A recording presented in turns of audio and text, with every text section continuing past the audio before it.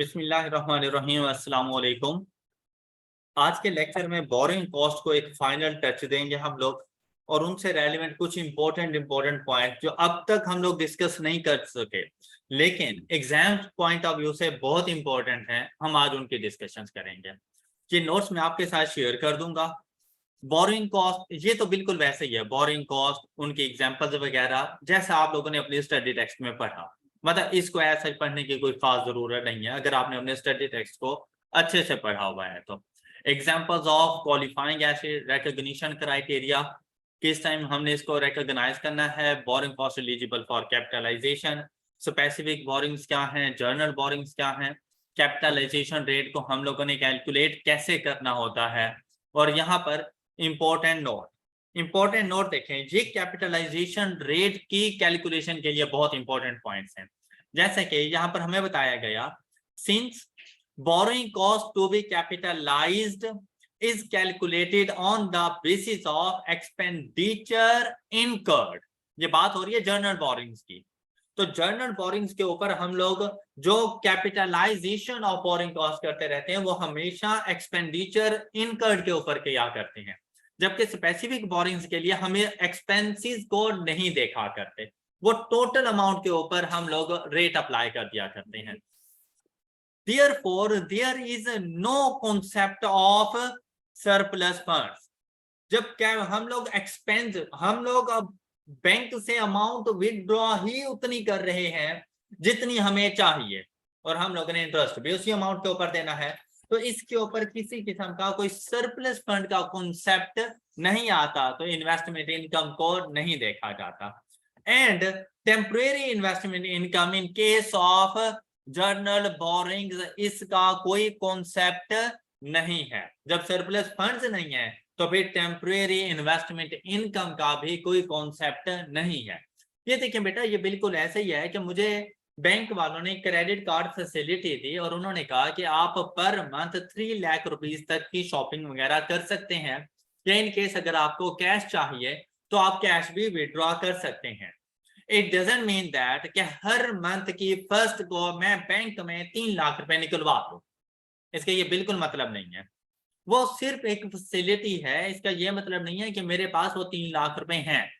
हाँ, अब अगर ऐसा है कि मुझे 20,000 रुपए की जरूरत पड़ी तो मैं बैंक से विदड्रॉ ही जस्ट 20,000 करूंगा जिसकी मुझे जरूरत है, और मैं उसको एक्सपेंस कर दूंगा और मैं इंटरेस्ट भी उसी 20,000 रुपीज के ऊपर पे करूंगा। यही वजह है कि जर्नल बोरिंग्स में हम लोग एक्सपेंडिचर्स को देखते थे कि हमने वो एक्सपेंस कब किया, तो हमने बैंक से लोन भी उसी टाइम पे लिया होता है और उसके ऊपर interest rate for future period apply कर देते हैं। अब जितनी रिक्वायरमेंट्स थी उतना ही कैश विड्रॉ किया, तो सरप्लस फंड तो कुछ भी नहीं है। तो जब सरप्लस फंड नहीं है तो इन्वेस्टमेंट इनकम भी जर्नल बोरिंग्स के ऊपर नहीं होती। जबकि स्पेसिफिक लोन जब हम लोग लेते हैं तो जितना हमें लोन चाहिए बैंक वाले वो टोटल अमाउंट हमारे अकाउंट में ट्रांसफर कर देते हैं। अब वो हमसे टोटल अमाउंट के ऊपर इंटरेस्ट लेंगे, चाहे जब मर्जी मैं उसको यूटिलाइज करूं। यही वजह थी कि स्पेसिफिक लोन हम लोग टोटल लिया करते हैं और उसके ऊपर इंटरेस्ट रेट अप्लाई कर देते हैं for future time period, for capitalization period हम लोग वो लेकर आते हैं। अब उसमें से अगर हम लोग इन पार्ट्स पेमेंट्स कर रहे हैं तो कुछ ना कुछ सरप्लस फंड बच जाता है, उसके ऊपर इन्वेस्टमेंट इनकम हम लोग अर्न कर लेते थे। तो हम लोग जो बोरिंग कॉस्ट होती थी उसमें से लेस कर दिया करते थे इन्वेस्टमेंट इनकम, तो अमाउंट कैपिटलाइज्ड हमारे पास आ जाती थी। आई होप कि ये पॉइंट क्लियर हो गया है सब बच्चों को। Period outstanding in calculation of capitalization rate, ये बहुत इंपॉर्टेंट बात है कि आप लोगों ने जो वेटेड एवरेज बोरोइंग लेनी है उसके लिए आउटस्टैंडिंग पीरियड आपने कितना लेना है। अब इसके लिए देखें, कहते हैं is the number of months of which journal loan remained outstanding. ये वो टाइम पीरियड होता है, वो नंबर ऑफ मंथ्स हैं जिनमें हमारा लोन आउटस्टैंडिंग है कि हम लोगों ने उसको पे नहीं किया हुआ। कहते हैं ये कंस्ट्रक्शन पीरियड हो सकता है, ये जो टाइम पीरियड है ये कंस्ट्रक्शन पीरियड हो सकता है, construction period is less than a year, और ये अकाउंटिंग ईयर हो सकता है if construction period is more than a year, तो फिर आप लोगों ने ये जो आउटस्टैंडिंग पीरियड है इसको अकाउंटिंग ईयर ही ट्रीट करना है। नेक्स्ट कहते हैं excess of carrying amount of qualifying asset over recoverable amount, तो आपने इसको बिल्कुल वैसे ही ट्रीट करना है जैसे आपको रेलिवेंट स्टैंडर्ड गाइड करे। बोरिंग कॉस्ट इसके बारे में बिल्कुल खामोश है कि आप इसके ऊपर कुछ नहीं कह रहे। इसके अलावा कमेंसमेंट ऑफ कैपिटलाइजेशन है हमारे पास। सस्पेंशन के बारे में हम लोगों ने देख लिया था कि अगर कोई अनएक्सपेक्टेड सा स्टॉपेज ऑफ कंस्ट्रक्शन वर्क है तो फिर वो सस्पेंशन है, लेकिन अगर यूजुअल वे में है, अनएक्सपेक्टेड नहीं है, ये एक्सपेक्टेड था, जैसे मॉनसून में बारिशों का हो जाना, ब्रिज बनाते हुए उस टाइम पे वाटर लेवल का राइज कर जाना, ये एक किस्म की यूजुअल सर्कमस्टांसेस हैं, आप इसको सस्पेंशन नहीं कह सकते। सस्पेंशन ऐसा जिसके बारे में आपको पता ही ना हो, अनएक्सपेक्टेड सा, वो आपने सस्पेंशन में लेकर आना है। फिर इंपॉर्टेंट नोट्स कहते हैं if reasons of suspension is mention in question, ये मेरे नोट्स आपके आई कैप के अंदर क्वेश्चंस को सॉल्व करने में बहुत हेल्प करने वाले हैं, और ये बातें आपको इससे पहले आपकी बुक्स में बहुत कम नजर आई होंगी। अब सस्पेंशन के बारे में कहते हैं if reason of suspension is mention in question then treat accordingly, and if not specified in question then by default it is considered as abnormal. Suspension is irrelevant for calculations of capitalization rate. Do not exclude suspension period while determining outstanding period for journal borrowing. बेटा अगर reason given है suspension की तो आपने उसके मुताबिक देखना है कि सस्पेंशन है या नहीं है। लेकिन अगर क्वेश्चन साइलेंट है और आपको बता दिया गया कि इस टाइम पीरियड से इस टाइम पीरियड तक काम स्टॉपेज रुका रहा, कंस्ट्रक्शन नहीं हो पाई, आपने उसको सस्पेंशन रेट करना है। क्लियर? और फिर हमारे पास आ जाता है कि जब आप लोग जर्नल बोरिंग में कैपिटलाइजेशन रेट को कैलकुलेट कर रहे हो, देखिए इंटरेस्ट अमाउंट कैलकुलेट करते हुए कि सस्पेंशन को एक्सक्लूड किया जाता है। Am I right? Amount interest की, बोरोइंग कॉस्ट की कैलकुलेट करते हुए सस्पेंशन को एक्सक्लूड किया जाता है। मतलब अगर हम लोगों ने कंस्ट्रक्शन स्टार्ट की 1 मार्च और ये एंड हो रही है अक्टूबर के एंड पर, तो टोटल कितने टाइम पीरियड हमारी कंस्ट्रक्शन होती रही? 8 मंथ। 1 मार्च से अक्टूबर का एंड 8 मंथ, तो आप लोगों ने 8 मंथ ले लिए। लेकिन अगर यहां पे आ जाए कि जुलाई में काम रुका रहा तो आपके पास जो कैपिटलाइजेशन पीरियड आएगा वो 7 मंथ्स का आएगा। कहते हैं कि अगर आपने बोरिंग कॉस्ट कैलकुलेट करनी है तो 7 मंथ्स पे करना, लेकिन अगर आप लोगों ने पीरियड आउटस्टैंडिंग देखना है तो फिर आप सस्पेंशन को कंसीडर ना करना। मतलब आप ये ना देखना कि सस्पेंशन हो गया, आप टोटल टाइम पीरियड ले लेना। राइट? बात clear? Next, cessation of capitalization के कैपिटलाइजेशन को हम लोगों ने कब कब सीज करना है, ये बुक में ज्यादा अच्छे तरीके से गिवन था। डिस्क्लोजर के लिए हमें बताया गया है कि आपने जो अमाउंट कैपिटलाइज की है बोरिंग कॉस्ट की आपने वो बतानी है, और जिस रेट पर कैपिटलाइज किया है मतलब कैपिटलाइजेशन रेट, आपने ये 2 बातें डिस्क्लोज करनी है इन अकॉर्डेंस विद IAS 23। इन 2 बातों का आपको पता होना चाहिए। ये इंपॉर्टेंट नोट्स हैं जिनका जानना आपके लिए बहुत ज्यादा जरूरी है, और ये एक एक पॉइंट बहुत ज्यादा इंपॉर्टेंट है। आप सबसे पहले इनको रीड करें, इन तमाम पॉइंट्स को रीड करें। अब इन पॉइंट्स को अच्छे से देखें, ये ऐसे पॉइंट्स हैं जो आपके एग्जाम में आपकी मदद करेंगे।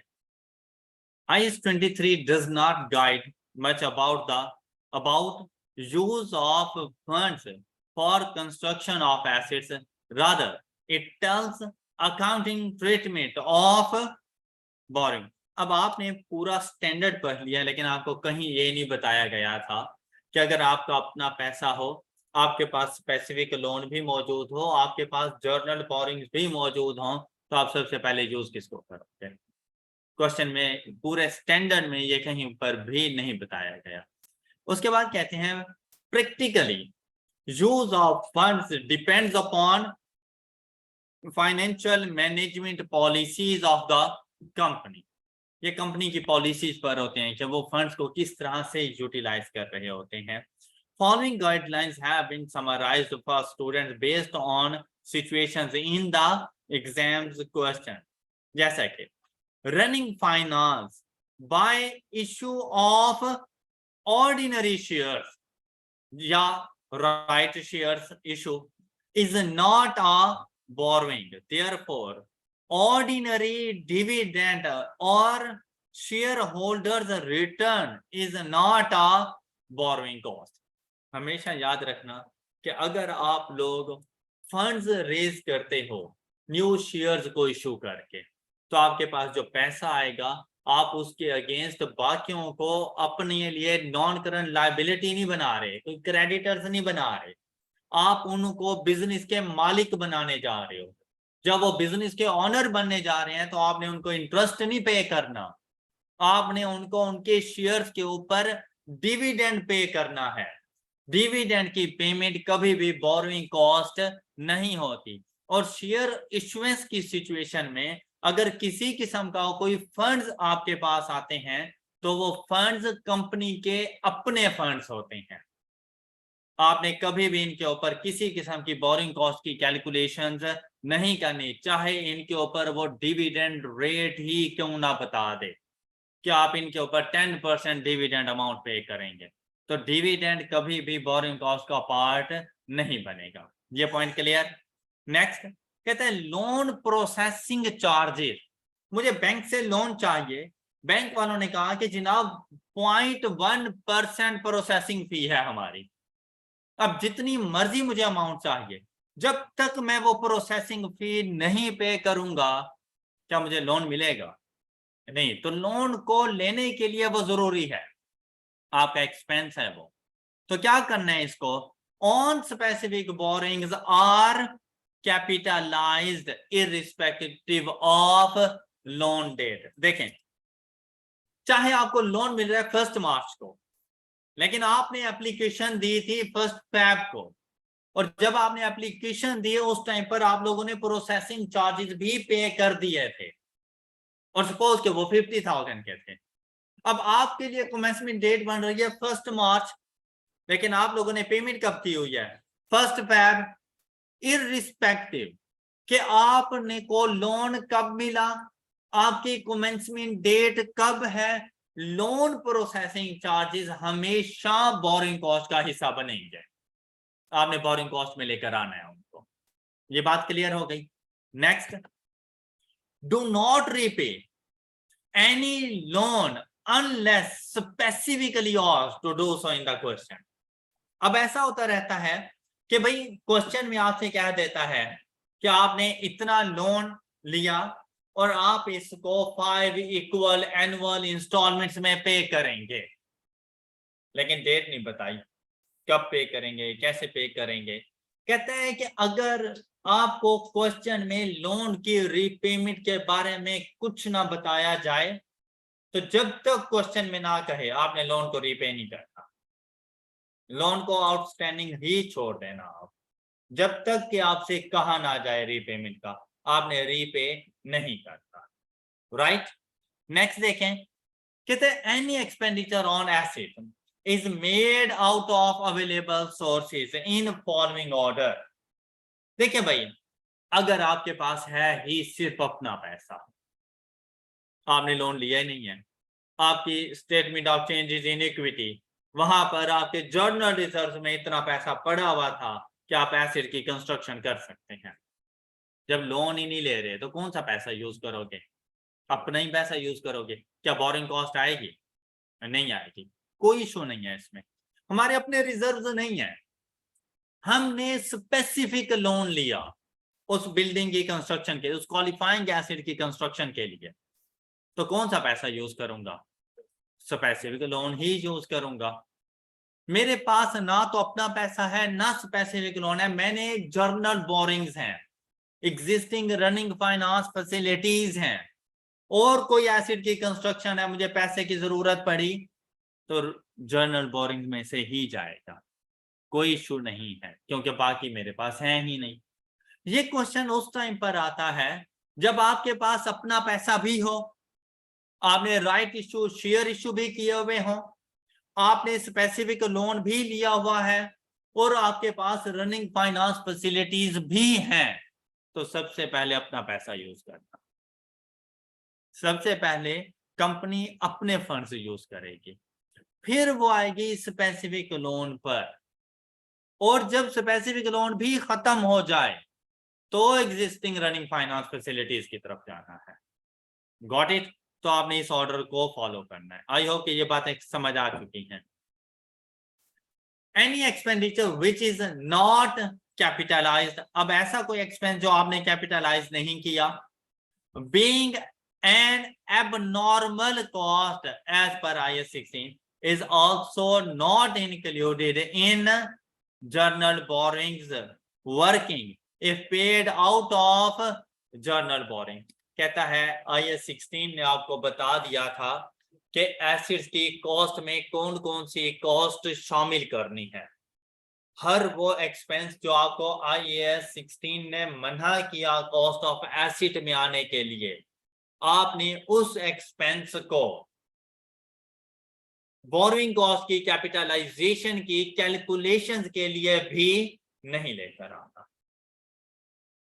आपको एक एक्सपेंस दे देंगे कि आपने इन टोटल ये एक्सपेंस किया, अब साथ में आपको बता देंगे कि भाई इसके अंदर रिफंडेबल टैक्सेस शामिल हैं। क्या रिफंडेबल टैक्सेस हमारे एसेट की कॉस्ट का पार्ट बनते हैं? मुझे एक्सक्लूड करने चाहिए उसमें से। तो बेटा एक्सक्लूड करने के बाद जो नेट अमाउंट आएगी, बोरिंग कॉस्ट की कैलकुलेशन उस नेट अमाउंट के ऊपर करना, ना कि रिफंडेबल टैक्सेस शामिल कर। अब ये पॉइंट समझ आ गया होगा आपको। नेक्स्ट कहते हैं repayment of specific loan is made out of available sources in following order. क्या होता है, अब आपके पास कुछ ऐसा क्वेश्चन आएगा कि आपने स्पेसिफिक लोन ले लिया, लेकिन उसके ऊपर कंडीशंस थी कि आप ये स्पेसिफिक लोन एनुअल बेसिस के ऊपर 5 इक्वल एनुअल इंस्टॉलमेंट्स में पे कर देंगे, रीपे कर देंगे, और अभी कंस्ट्रक्शन कंटिन्यू है और फर्स्ट लोन की पेमेंट की, इंस्टॉलमेंट की डेट आ गई। ओके, तो वो इंस्टॉलमेंट कहां से पे करनी है? वो स्पेसिफिक लोन की रीपेमेंट कौन से फंड्स से करनी है? अगर स्पेसिफिक लोन ही अवेलेबल है तो वो अपना लोन रीपे खुद करेगा। अगर स्पेसिफिक लोन अवेलेबल है तो अपना लोन वो खुद रीपे करेगा। अगर वो नहीं है, कंपनी अपने पैसे से करेगी। अगर उसके पास भी नहीं है तो जर्नल बोरिंग के पास जाए। Got it? लोन की रीपेमेंट स्पेसिफिक लोन अपनी अमाउंट से करेगा, उसके पास ना हुए तो कंपनी अपने फंड्स यूज करेगी, वो भी ना हुए तो जर्नल बोरिंग के पास जाना। तो इसके लिए लोन की रीपेमेंट के लिए आपने ये वाला स्केड्यूल याद रखना है कि आपने इस तरह से चलना है कि surplus funds out of specific borings, उसमें आप प्रिंसिपल और इंटरेस्ट पेड दोनों पे करोगे। प्रिंसिपल अमाउंट जो भी इंस्टॉलमेंट के अमाउंट बने, प्लस उस टाइम ड्यूरेशन का इंटरेस्ट जो भी आ जाएगा। ओन फंड्स, जर्नल बोरिंग भी principal plus capitalized interest paid. Got it?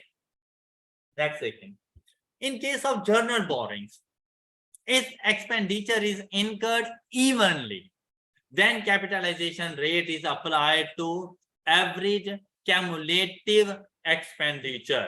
ये बिल्कुल वैसे ही है कि अगर हम लोग इन पार्ट्स पेमेंट्स कर रहे हैं तो कहता है कि सपोज आपने पहली पेमेंट की 20 मिलियन की, आप 20 मिलियन के ऊपर कैपिटलाइजेशन रेट अप्लाई कर दो। नेक्स्ट पेमेंट आप लोग कर रहे हैं फिर से 20 मिलियन की, कहता है उस डेट तक तो 20 मिलियन लेकर आओ, लेकिन जब नेक्स्ट इंस्टॉलमेंट आ जाए तो इकट्ठा कर लो, 40 मिलियन के ऊपर कैपिटलाइजेशन रेट अप्लाई करो। नेक्स्ट पेमेंट आपने कर दी 30 मिलियन की, तो नेक्स्ट पेमेंट तक 40 मिलियन पे इंटरेस्ट कैलकुलेट करो। और जब थर्ड पेमेंट करने लगो तो फिर उसको एक्यूमुलेट कर दो, टोटल 70 हो जाएगा, 70 के ऊपर कैपिटलाइजेशन रेट अप्लाई करो। बात क्लियर? कहते हैं in case of contractor is hired, तो फिर cost of capital work in process include total progress bills, जितने हम लोग उस कॉन्ट्रैक्टर को दे रहे हैं अमाउंट्स, जितने बिल्स उसको पे कर रहे हैं हम लोग, वो सारे के सारे वर्क इन प्रोसेस का पार्ट बन जाएंगे। Submitted but for temporary investment income and interest cost on journal borrowings, only amounts and dates of actual payments are relevant। कहता है इनवाइस आप लोग कॉन्ट्रैक्टर हायर किया हुआ है, आप उसको प्रोग्रेस बिल पे करते हो, टोटल प्रोग्रेस बिल्स की अमाउंट आप लोगों ने उठानी है, कैपिटल वर्क इन प्रोसेस में डाल देनी है। लेकिन जब बात आए उसके ऊपर इंटरेस्ट की कैलकुलेशंस की, या बात आए इन्वेस्टमेंट इनकम की कैलकुलेशंस की, तो कहते हैं इनवाइस डेट ना देखना, पेमेंट डेट देखना, कि आपने पे किस दिन किया, क्योंकि आपका सरप्लस फंड उस डेट तक सरप्लस रहता है। भाई मेरे पास 100 मिलियन का लोन था स्पेसिफिक, उसमें से 20 मिलियन मैंने एडवांस पेमेंट कर दी, अब मेरे पास सरप्लस फंड कितना है 80 मिलियन, मैंने उसको टेम्परेरी इन्वेस्ट किया, मेरे कॉन्ट्रैक्टर ने मुझे, अब ये काम सारा मैंने 1 जनवरी को कर लिया, मेरे कॉन्ट्रैक्टर ने मुझे इनवॉइस इशू की 1 मार्च को, इनवॉइस इशू की 1 मार्च को, क्या आप हमें 30 मिलियन पे करें, और मैंने उसको पेमेंट की 15 मार्च को जाकर। अब बात आती है कि 80 मिलियन कितने अरसे के लिए सरप्लस रहा, जनवरी कंप्लीट, फेब कंप्लीट, और मार्च के भी 15 डेज। इनवॉइस डेट नहीं देखनी, पेमेंट डेट देखनी है, जिस दिन आप पे कर रहे हो। तो ये 80 मिलियन सरप्लस पे रहेगा 2.5 मंथ्स के लिए, ना के 2 मंथ्स के लिए। ये बात क्लियर हो गई? तो आप लोग जो आप लोगों ने इंटरेस्ट की कैलकुलेशन भी करनी है, तो भाई देखो, सपोज के अगर ये जर्नल बोरिंग्स हुई, तो मैं उनसे 30 मिलियन 15 मार्च को ले रहा हूं, तो आपको नहीं लगता कि जैसे इंटरेस्ट भी 15 मार्च से ऑनवर्ड कैलकुलेट होना चाहिए, या 1 मार्च से इनवॉइस वाली डेट से करूं, 15 मार्च पेमेंट डेट करेंगे। Got it? तो पेमेंट डेट और इनवॉइस डेट में डिफरेंस होगा, आपने पेमेंट डेट को इंपॉर्टेंस देनी है, और अगर पेमेंट डेट या उसके बारे में कोई इंफॉर्मेशन ना हो तो इनवॉइस डेट ही पेमेंट डेट होती है। Got it? अक्सर आप लोगों को पेमेंट डेट्स बताई जाती हैं।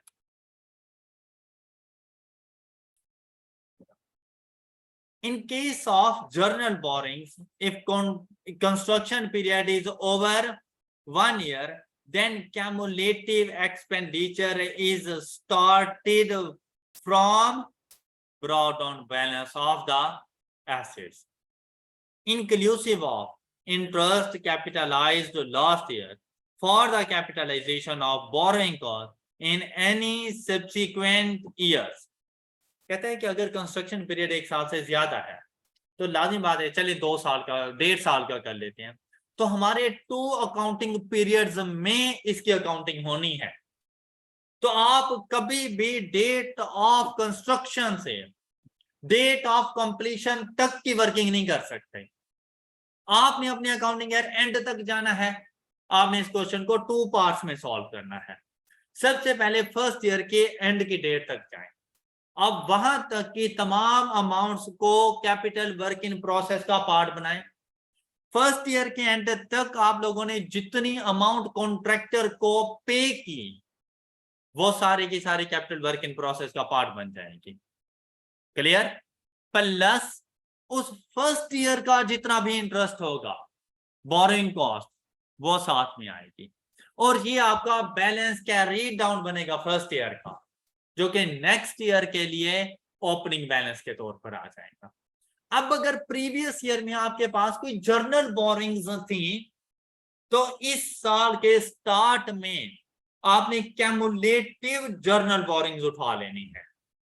अब तक जितनी भी जर्नल बोरिंग्स आप यूटिलाइज कर चुके हो वो इकट्ठी उठा लेनी है और उसके ऊपर जाके आप लोगों ने कैपिटलाइजेशन रेट अप्लाई कर देना है टिल नेक्स्ट पेमेंट, और जब नेक्स्ट पेमेंट हो फिर उसको इकट्ठा कर देना।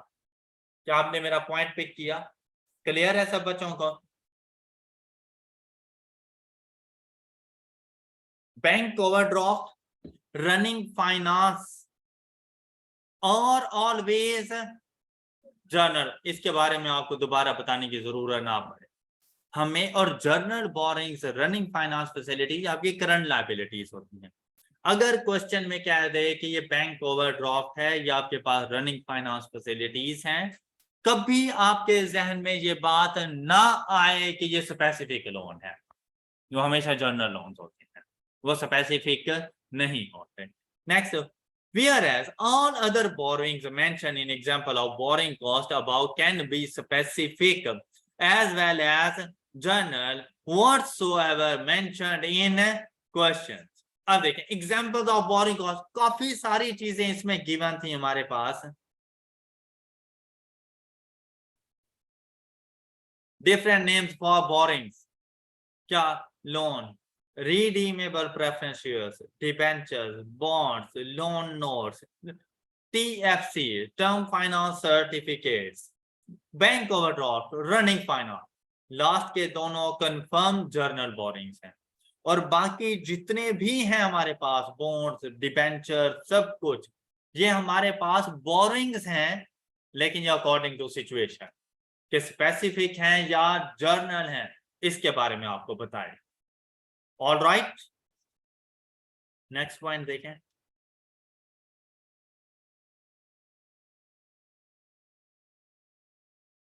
If bank charges processing charges on specific loan, then investment income working is started with the loan amount net of such charges। Suppose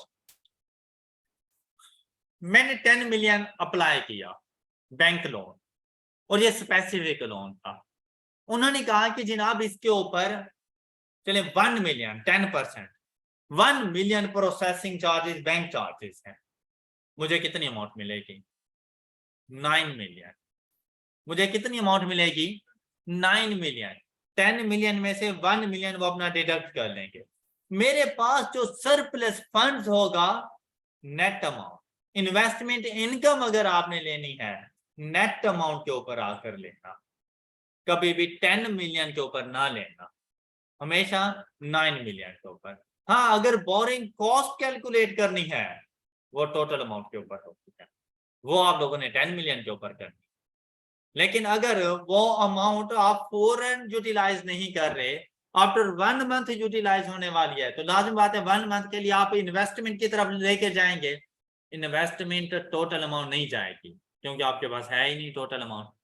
वो after deducting bank charges and processing charges जो amount बचेगी वही investment के लिए जाएगी।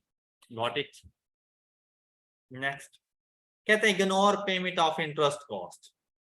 Ignore payment of interest cost if principal is not paid along with interest and receipts of investment income as a cash flow for the purpose of investment income working or interest on journal borrowings working। कहता है अगर आप लोग अपने specific loan के ऊपर सिर्फ interest पे कर रहे हो और प्रिंसिपल अमाउंट पे नहीं कर रहे, इंटरेस्ट की पेमेंट आप लोगों ने इन्वेस्टमेंट इनकम या बोरिंग कॉस्ट कैपिटलाइजेशन की वर्किंग में लेकर नहीं आती। मतलब आप लोगों ने डिडक्ट नहीं कर लेना सिर्फ इंटरेस्ट की पेमेंट। हाँ, अगर आप लोग इंटरेस्ट के साथ साथ प्रिंसिपल भी पे कर रहे हैं तो आप लोगों ने principal plus interest paid total amount deduct करनी। अब आपको कंफ्यूज करने के लिए क्वेश्चन हो सकता है कि आप लोगों ने स्पेसिफिक लोन लिया 200 मिलियन का, जो कि आपने पे करना है 5 इक्वल एनुअल इंस्टॉलमेंट्स में। तो जो अमाउंट आप डिडक्ट करें, अब देखें आपके पास एक इंस्टॉलमेंट की अमाउंट कितनी बन जाएगी, 40 मिलियन। 40 मिलियन ना डिडक्ट करना, 40 मिलियन प्लस उस एक साल का इंटरेस्ट भी साथ में पे करना, वो अमाउंट जाके डिडक्ट कर लेना। चाहे आप लोग इन्वेस्टमेंट इनकम की वर्किंग कर रहे हो, चाहे आप बोरिंग कॉस्ट की वर्किंग कर रहे हो, आप अगर लोन की अमाउंट पे कर रहे हैं, प्रिंसिपल अमाउंट पे कर रहे हैं, आपने डिडक्शंस करनी है। लेकिन अगर आपसे वो सिर्फ ये कह दे कि आपने स्पेसिफिक लोन लिया, स्पेसिफिक लोन के ऊपर 10% एनुअल इंटरेस्ट है और ये इंटरेस्ट आपने सेमी एनुअल बेसिस पे करना है, 6 मंथ्स के बाद आपने इंटरेस्ट अमाउंट पे कर दी, डिडक्ट ना करना। वो इंटरेस्ट अमाउंट पे आप अपने पैसों से करोगे। सिर्फ इंटरेस्ट की पेमेंट आपने बोरिंग कॉस्ट के क्वेश्चन में अकाउंट फॉर नहीं करनी, इग्नोर कर देना उसको। Got it? लेकिन अगर प्रिंसिपल भी साथ में पे कर रहे हो तब ये बहुत इंपॉर्टेंट है, तब इसकी अकाउंटिंग ट्रीटमेंट होगी IAS 23 के मुताबिक। कोई इशू? कहते हैं temporary investment income to be deducted from cost of capital work in process is calculated only on surplus funds out of, तो जर्नल लोन नहीं लेकर आने, और जर्नल लोन के अलावा स्पेसिफिक भी टोटल नहीं उठा लेना, जो सरप्लस फंड आपके पास हो, इन्वेस्टमेंट इनकम सिर्फ उसके ऊपर कैलकुलेट करना। आई होप कि अब ये इंपॉर्टेंट पॉइंट सारे आप लोगों को समझ आ चुके होंगे। इनको बेस बनाकर हम लोग मजीद प्रैक्टिस क्वेश्चन सॉल्व कर सकते हैं। बोरिंग कॉस्ट की प्रैक्टिस के लिए आपके पास इधर ये 3 क्वेश्चन मौजूद हैं जो कि आप लोगों ने अटेम्प्ट करने हैं। ओके, तब जाके आपके बोरिंग कॉस्ट के तमाम कॉन्सेप्ट्स क्लियर हो जाने हैं। फिर आप लोग एग्जाम्स में बैठ के बोरिंग कॉस्ट से रेलिवेंट मुश्किल से मुश्किल तरीन क्वेश्चन बहुत इजीली सॉल्व कर लेंगे अगर आप ये 3 क्वेश्चन अच्छे तरीके से सॉल्व कर लेते हैं।